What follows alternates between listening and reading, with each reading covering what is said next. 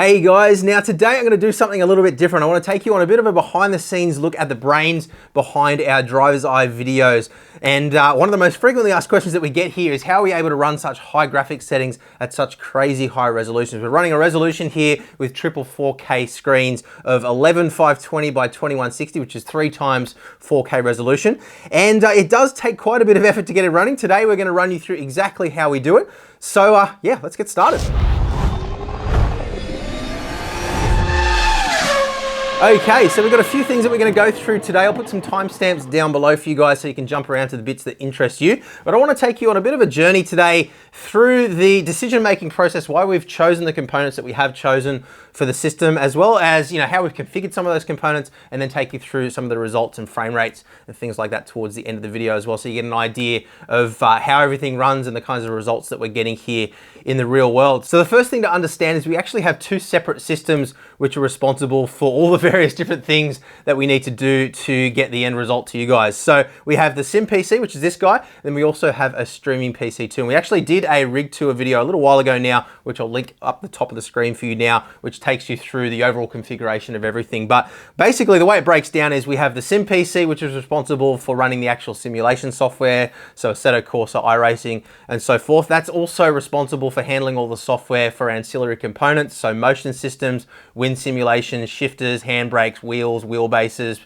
pedals, button boxes, you name it. This is responsible for running all of those things. So cameras, audio, and streaming and recording is all offloaded to one PC, and then this PC is responsible for everything else. And the reason for that is to minimize the amount of parasitic load or unnecessary load which is placed on the Sim PC. Obviously, the more it's having to be responsible for, the lower the frame rates are going to be overall. So that's the reason why we separated those 2 things. It also gives us a little bit more control over things like audio routing, video routing, and things like that. So it just kind of works for our workflow. You don't need to run a second PC by any means. You can definitely do it all off one. But for a system like this where we're running such high resolutions, obviously every frame counts. So yeah, we want to make sure that we're minimizing the amount of load that's on the Sim PC. So just wanted to explain that first and foremost. But again, if you're wanting to understand how the wider system works, how everything fits together, then definitely check out those links down in the description where we explained everything. So what I'll do now is run you through the individual components that make up our Sim PC. Now we'll put a link down in the description below as well for a breakdown of all the components that we have in our sim rig, all the main components anyway, and all the individual components of the Sim PC will be listed there as well. So check that out down in the description. We'll have some affiliate links there as well, Amazon links and things like that, so you can pick up the bits and pieces if you want to replicate what we've done here as well. But look, let's start with the frame thing here. This is actually really cool. This is a Streacom BC1 open bench table, I believe it's called. So this is actually designed for bench testing primarily. It actually flat packs down, comes shipped in this really thin box here, but it's intended to be able to be packed down and put in a backpack or something like that. It's completely toolless as well, so everything is basically thumb screws, and yeah, you can see it just kind of comes apart like that. That's actually a piece for mounting an additional PCI component. So you can see it just kind of goes in like that, and then if you don't want to use it anymore, you simply unscrew it, tuck it into the frame here, and it's really, really cleverly designed. I've been really impressed with it. So we actually bought 2 of those, and I actually use one of those for my editing PC at the moment as well. Initially, that was intended to be a part of the wall-mounted PC system that we're going to be building. Unfortunately, with lockdowns and component shortages, that didn't end up happening. It is something that we'll definitely be looking at again into the future. Probably wait until we've moved studios, to be honest with you guys. But the way we're running it this moment is basically just as a open system. We can hide this behind the curtains so it's not visible anyways. It doesn't really need to look all that flashy, and it allows us to sub in and sub out components really easily. We've actually been doing testing on a few different graphics cards recently as well for some upcoming videos, and this allows us to just really easily do that without it being too time consuming or too detrimental to our overall workflow. Obviously we are very busy here, so anything we can do to minimize the amount of time wasted pulling things apart definitely helps out. So let's get into the brains now. So we're running an Intel 11900K processor on this system, and I know that wasn't a particularly popular processor. We bought it back in March of this year, so we've had it for quite some time. Look, the reason why I went with that processor is simply because I knew that Intel processors would work well for what I wanted to do. The stability was good. Back at that time, there were some issues with USB disconnects with AMD processors, so I kind of wanted to stay away from those. I knew that, for the kind of work that we'd be doing with the high resolution, we would be primarily GPU bound anyway, even with the 3090. So went with the Intel system basically just for simplicity there. I knew it would do exactly what we needed to do. I knew we wouldn't have any reliability issues, and it has been absolutely flawless in that regard. Now, we will be upgrading to 12th gen pretty soon as well. That does have some specific features with P cores and E cores, which I think will be particularly valuable for sim racing in offloading some of those things that we talked about before. So using the secondary cores to run a lot of the software packages which are responsible for the ancillary components, so motion and all those things that we talked about before, and then using the primary cores for running the sim software itself. I think that's going to have a really large impact for sim racers specifically. So that's something we'll definitely be checking out into the future. But yeah, look, for now, honestly, the 11900K has done exactly what we needed it to do in our specific scenario. So that's the reason why we chose it. Look, the performance uplift over the 9900K that we were running previously hasn't been massive, but it has been noticeable. Primarily what the 11900K has allowed us to do is run slightly higher clock speeds on our individual cores. So we're actually running this at 5.2 gigahertz per core, locked on all of the cores on the processor. It also allows us to run our memory controller at a much higher clock speed as well. So with the 9900K, we were limited to about 3200 megahertz before we started to run into some bottlenecks. Had to start to bring down our individual core clock speed to bring up our memory controller clock speed. With this, we're able to run at that 5.2 gigahertz on all cores, at 4000 megahertz on the RAM. And we're running, what are we running there? We're running G.Skill 4000 megahertz CAS16 RAM there, which, yeah, again, it's been absolutely flawless. We've had no issues at all. We have actually been able to tighten up the timings a little bit there as well to increase the performance a bit further, which is something that we just couldn't do with the Z390 and the Z490 chipsets. So there definitely are some benefits there to the 11900K over the previous generations, but again, it is quite specific to what you're doing, and that's the reason why we chose it for this build. But I'm definitely very keen to check out the 12th gen pretty soon. So let's talk about the motherboard now. We're running a Maximus 13 Hero motherboard from ASUS, so it's an ASUS ROG board. Now, I've been a big fan of ASUS motherboards and components in general for quite some time now. I remember specifically when I was building a system back around about 2010, there was a guy that was posting videos on ASUS's channel called JJ, who was posting a lot of really detailed overclocking guides. And I just got the sense that ASUS was a company that really cared about their customers in that sense, really, you know, went above and beyond to support, you know, people that were trying to do things like that. Whereas a lot of the other brands at the time, at least, just didn't really have that level of support. So that was the reason why I went with ASUS back then. And look, to be honest with you, I've just used them ever since then for all of my builds and been really happy with the brand. I have used a couple of other manufacturers over the years for systems that I've built for other people. But yeah, for my own systems, I've always just found I come back to ASUS. And look, the main reason why I've stuck with them over the years since, for my own systems at least, is simply just down to two reasons: reliability and repeatability, I'd say. You know, I've never had any major problems. I've never had any motherboard faults or anything like that, never had anything go wrong. I've always found that overclocking results are quite consistent with ASUS motherboards as well. And in terms of repeatability, what I mean by that is if I'm building multiple systems that are all using the same CPU and motherboard, even though obviously there will be variances between them, I find that I can use the same settings as a base point between all of those systems and then just do some pretty minor fine tuning from there to get the most, within reason of course, out of each system. So I just found them to be really reliable and dependable in that sense. I've also found when I update firmware, it doesn't tend to mean that I have to go in and start from scratch with my overclocks as well. I've also found, and again, this is just my experience, but after BIOS updates as well, generally the same settings or very close to the same settings for overclock tend to still work and still be reliable. Whereas with other brands over the years, what I've found is often when you do a BIOS update, you have to go back in and basically start from scratch because a lot of the settings move or change or just don't work quite the way they did before. So yeah, that's the reason why we're running that particular motherboard and CPU configuration at the moment. So let's touch on cooling now. Obviously you guys would have seen in the past, we've run some pretty crazy custom loops on a lot of our systems here. And obviously we had intended to do something similar for our wall mounted PC too. Now, what I've found, again, for the context of sim racing here, generally speaking, we are GPU bound, even though we are running a 3090 here. So what I find is even at those high clock speeds at 5.2 gigahertz on all cores, we need to run, I think, about 1.35 volts on the core on this particular CPU to get those to get those clock speeds. What I'm finding is that with the EK 360mm all-in-one cooler, that is more than adequate for a GPU bound kind of scenario like what we have on our sim PC. So regardless of the sim title that I'm running here, I never actually get CPU temperatures above about 60 degrees, which is absolutely fine for what I'm doing here. We are of course running in an air-conditioned studio here as well, and we have plenty of airflow around the case. So we don't have any problems with VRM cooling or anything like that. We don't need to have a closed case with any sort of positive pressure inside the case. Cooling is absolutely no issue whatsoever. So if I were to push those voltages and clock speeds a little bit higher, then obviously I would need more high-end cooling. So I'm not saying that an all-in-one cooler is as good as a custom loop.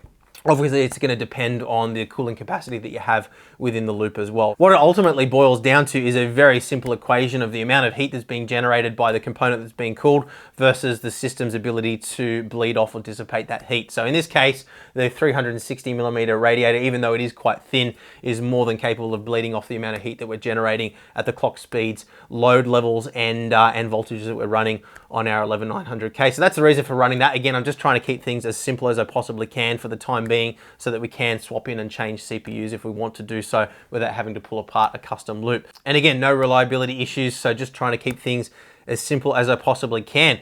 Now onto the graphics card. There's a little bit of a story here. You guys will remember probably almost a year ago now, we bought a ASUS Strix 3090, which I was really happy with. It ran really well. We did have a couple of issues early on in the piece. Those who watched our streams of the Porsche All-Stars series would remember, and we actually had a video talking about the problem as well. We had a couple of issues with random reboots early on that actually ended up being a power supply issue, and we'll talk about the power supply in just a moment. But basically what was happening was the transient loads that we were getting through the graphics card were causing the system to reboot, so it didn't actually end up being an issue with the graphics card specifically at all. Now we ran that graphics card on the system with a EK water block on it for probably about 10 months, I want to say, and had absolutely no issues. Once we sorted out the issues with the power supply, everything was absolutely fine, and we never had another problem right up until we had a problem. So about a month and a half ago now, 2 months ago, I was starting a race in iRacing. Everything was working fine. I was actually recording the race, and all of a sudden the system just switched off, went completely dead. And unlike the issue that we'd had before with the power supply, it didn't come back up again. So after a bit of a process of elimination, what I found is if I disconnected the external power from the graphics card, obviously you need to have that for the graphics card to function, but if I disconnected those, the system would boot and it would actually detect the card in the BIOS at least. But as soon as I connected one of those, so two of them were fine, but the furthest right-hand side one, as soon as I connected that one, it would trip the short circuit protection on my power supply. So obviously some sort of an internal failure on the graphics card. I sent that graphics card off for RMA, and they did actually end up giving me a refund, which was great. Unfortunately, they didn't have stock that they could send me for a replacement, and obviously we needed to get up and running again as quickly as we possibly can. So the only card that we could actually get our hands on, which was suitable for the purpose at the time, was the EVGA FTW, or For the Win 3. So another 3090 here.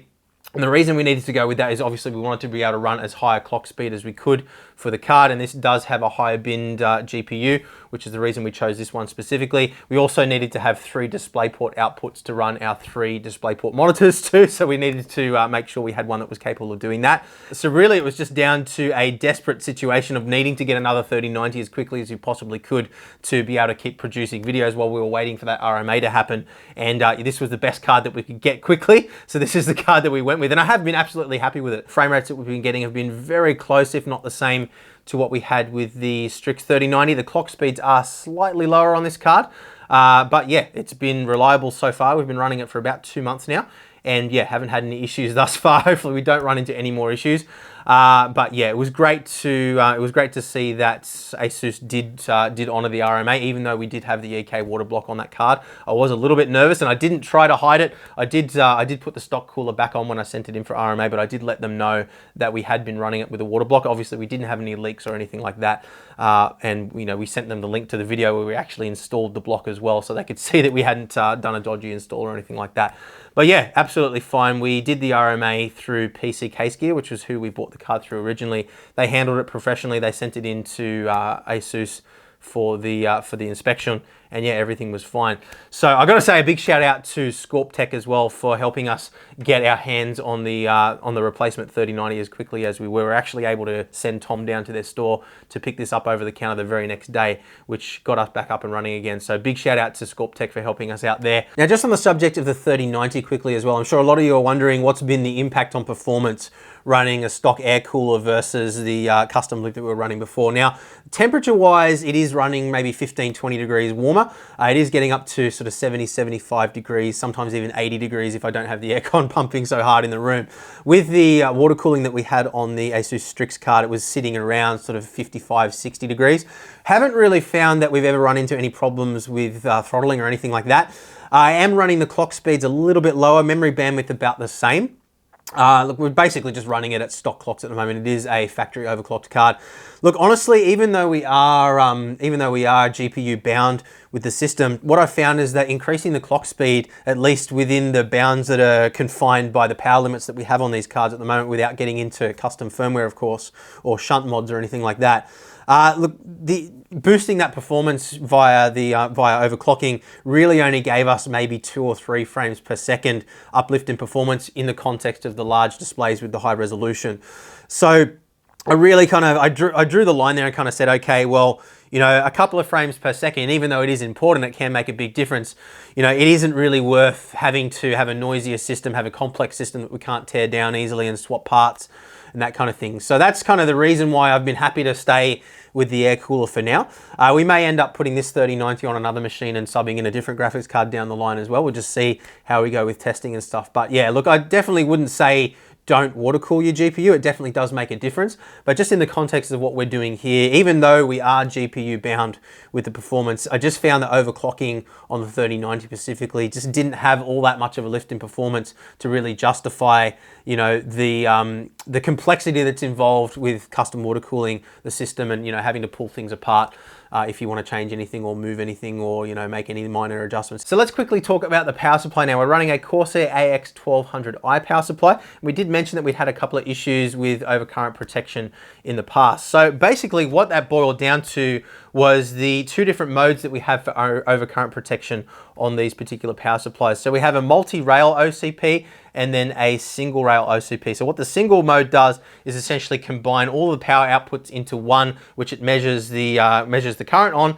and then if you get an overload state on the combined load for the entire power supply, then what it will do is trip the overcurrent protection. Whereas in multi-rail mode, what it does is it has a limit for each of the individual power rails, and if any one of those individual rails goes over its limit, then you get a trip and the system reboots like what we saw with the old card. Now, the total combined load on this system, even under stress test conditions, so 100% load on the CPU and the GPU and memory, is only about 900 watts. So, well, I shouldn't say only, because that's still a lot of power, but it is well under the 1200 watts that we have available to us on this power supply. Now, all power supplies do have an efficiency range, so it is generally recommended that you don't run a 1200 watt power supply at 1200 watts, for example.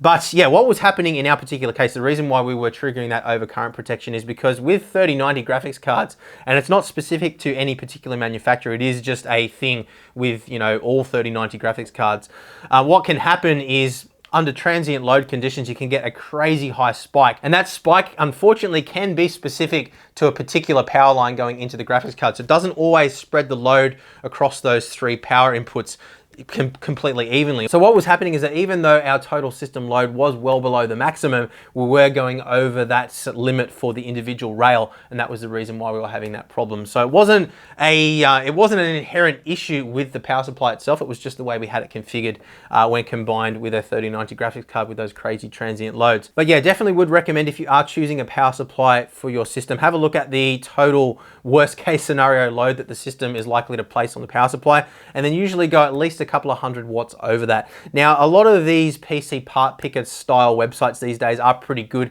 at working in a little bit of headroom there. Back in the olden days, they weren't so good at doing that. So generally speaking, you will be pretty safe if you use something like PC part picker, but just be sensible about it. Have a look at the total system load that's likely to be produced by all the sum of all the components, remembering that you do need to factor in things like pumps and fans, lighting even into that as well. Any ancillary components which are going to be powered by USB obviously factor into that as well if they don't have their own dedicated power supply. So yeah, add all that stuff together and then that should give you the total system load. Then you know roughly where you need to be with your power supply. But been really happy with the Corsair AX1200i, and yeah, as I said, it wasn't an issue inherent to the power supply itself that caused those reboot issues earlier. And even when we had a worst case scenario short out kind of thing going on with the graphics card, it did trip the short circuit protection, but it didn't damage the power supply in any way. We were able to get back up and running straight away once we had the new graphics card, so no issues there. So let's talk now a little bit more about performance. Now, I thought about doing, you know, graphs and benchmarks and putting all that kind of stuff on the screen. I don't think it's really going to be meaningful information for people because, you know, simply there's so many different variables at play here that, you know, one particular configuration doesn't necessarily mean you're guaranteed to get similar performance. So, you know, even things like weather effects, time of day, number of cars on the track, they all have a huge impact on performance, particularly when you're GPU bound like what we are when we're running triple 4K displays here. So let's start off with iRacing. I'll just run you through the numbers basically so you get a general sense. So with graphics pretty much maxed out in iRacing, just with the cube maps turned down and sometimes the anisotropic filtering turned down a little bit as well, depending on the track. Usually I can get about around an average of 90 frames per second. Some tracks where there's less complex pit lanes, for example, I can get up to maybe 130, 140, maybe even sometimes 150 frames, but it usually averages out around about 90. Worst case scenario, around about 60 frames per second. That's with a full grid, you know, headlights everywhere at night time, that kind of thing. That's where it really starts to grind, when you've got a lot of additional lighting effects rather than just the one light source being the sun. I sometimes have to turn down anisotropic filtering just a little bit, or anti-aliasing. Again, because we're running, you know, 4K displays, and anti-aliasing isn't quite so important as it would be otherwise. So kind of happy to make that sacrifice. But yeah, iRacing generally are average of around about 90 frames per second, somewhere between, you know, 60 and 150. It really varies quite a lot in iRacing. ACC, which is I think the one that probably most people are wondering about, that does really struggle. So what we do with ACC to keep the graphics looking good is we actually use some resolution scaling. Now, DLSS is coming to ACC, which will be great. That will hopefully help a lot. Unfortunately, the software side isn't available yet, even though the driver side is. So I don't know how long it's going to be until that's done. Maybe by the time you're watching this video, it'll already be available. But in ACC, what we do is we run all the graphics settings maxed out except for anti-aliasing once again, and bloom. Bloom we run at medium because we find we get some weird lighting effects with bloom set to ultra anyway. Everything else pretty much maxed out, but we do use some resolution scaling there as well. So we run it at around about 70% resolution scaling. What we find is that still looks good on camera. It does look a little bit pixelated to the naked eye compared to 4K, of course. But it's basically bringing it down to a little bit above 1440, which obviously when you stretch that out on a 65-inch display or three 65-inch displays, you know, it does start to look a little bit more grainy. If you had a smaller screen, obviously that wouldn't be an issue, but on average, we get around about 80 frames per second with that resolution scaling and everything else maxed out. And it is pretty stable in that title, even with varying lighting, which is quite surprising. But that is ACC. Assetto Corsa, around about the same. We run pretty much the same settings there as well, without resolution scaling though. And again, it really depends on the number of other cars you have on the track. Usually we can get around about an average of 80 to 90 frames per second, pretty stable in Assetto Corsa. Codemasters games, so Dirt Rally 2, F1, we can normally get around 80 frames per second as well. Again, that's with pretty maxed out settings. I do tend to use a little bit of resolution scaling in F1 2021, simply because it is available there and it works quite well. Bumps up the frame rate without much visual impact, at least from what you guys see on the camera. And look, I haven't spent a whole lot of time in Race Room recently, so I'm not going to comment on that one. I haven't really got that dialed in yet, but Automobilista 2 is the other one that I use quite a bit. And again, with pretty much maxed out settings and running the native resolution, so 11520 by 2160, again, we're able to get between somewhere about 70 and 90 frames per second, depending on lighting and number of cars on track. So overall, actually really happy with the performance. When we went into this, I really wasn't sure what was going to happen. And you'll remember originally when we set up the triple 4K displays, we were running a 2080 Ti, and it was doable in most sims, but iRacing was fine, but ACC was a real struggle. We had to run pretty much low settings there to get that to work. With the 3090, it's definitely given us an uplift in performance, but the bottleneck definitely is just that massive resolution that we're running. So all the time that that's kind of in place, all the time that we are GPU limited, you know, it means that we can, you know, perhaps take some shortcuts and make some other sacrifices in other areas. So we don't need to have such, you know, massive cooling, and we don't need to run the CPU so high. simply because it wouldn't make any difference in performance anyway, as long as those other things are covered. So that is the reason why things are configured the way they are. So hopefully that answers any questions. If you do have any other questions, let us know in the comments below as well. We will be upgrading this system to 12th gen once it's got some runs on the board. I am still running Windows 10 on the system as well, and to really take advantage of the 12th generation Intel CPUs, you do need to be running Windows 11. So not quite ready to take that step just yet. Want to see a little bit more testing on Windows 11 in sim racing, particularly with all the software packages that are necessary to run a lot of the ancillary components that we've talked about earlier. A lot of those still need to be updated for Windows 11 compatibility. And obviously we don't want to take any risks that could potentially stop us from being able to pump out racing videos. So that is the situation as it stands as of right now. We'll keep you updated on future progress as well. We'll let you know once we get started on 12th gen as well. We will have a couple of 12th gen systems coming in, I believe, soon as well from Intel and the guys at ScorpTech to test out and do some videos and let you guys know how the performance is there as well. So looking forward to that. But that is it for today's video. So leave a thumbs up if you found it interesting and useful. Let us know what else you'd like to know about in the comments below. And do check out our full rig tour videos as well, where we've taken you through all the other components. But I'll leave it at that for today, guys. So thank you very much for watching, and we'll see you again soon. Bye.